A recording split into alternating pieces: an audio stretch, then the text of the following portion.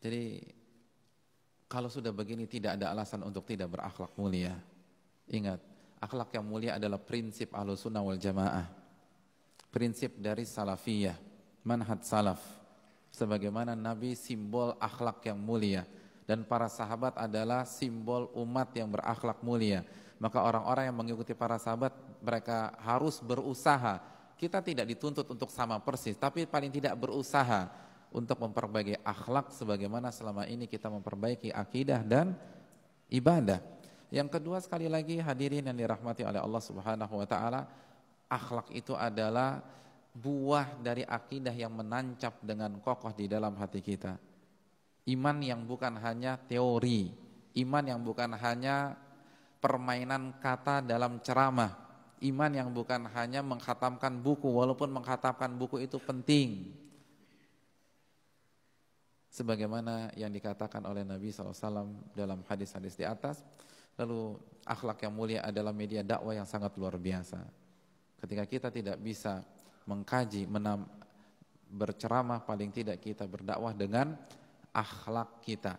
Karena ini adalah jalanku dan pengikutku, kata Nabi, kata Allah Subhanahu wa taala menghikayatkan ucapan atau memerintahkan nabinya mengatakan demikian. Dan pahalanya sangat besar. Bahkan Nabi menjamin rumah di surga, fi a'lal jannah, rumah yang paling tinggi di surga.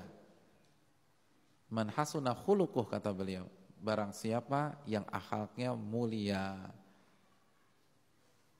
Barang siapa yang akhlaknya mulia. Jadi Nabi yang menjamin.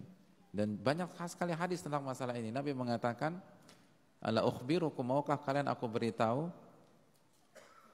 orang yang ahabbikum ilayya wa aqrabikum minni majlisa, orang yang paling aku cintai dan orang yang paling dekat denganku pada hari kiamat nanti, yaitu orang yang paling mulia akhlaknya. Siapa yang tidak mau dekat dengan Nabi pada saat matahari berada di atas ubun-ubun kita? Matahari berada di atas ubun-ubun kita. Matahari dunia itu panasnya berapa? Kalau tidak salah sampai 15 juta derajat Celcius. 15 juta derajat Celcius. Itu ada di atas kita. Oleh karena itu kita butuh mengamalkan hadis ini. Karena kenapa? Karena kalau kita berada di dekat Nabi, kira-kira kita kepanasan tidak? Tidak mungkin.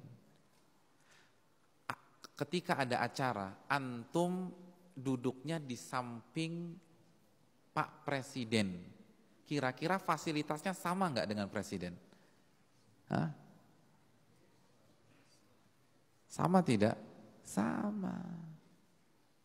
Pasti sama, nggak mungkin beda. Sofanya sama, snacknya sama, minumannya sama. Kenapa? Karena di sebelah beliau.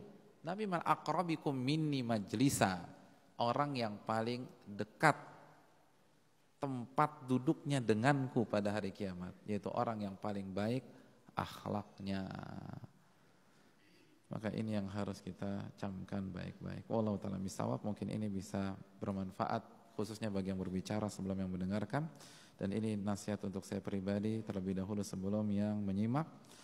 Dan kita buka sesi tanya jawab. Wassalamualaikum warahmatullahi wabarakatuh.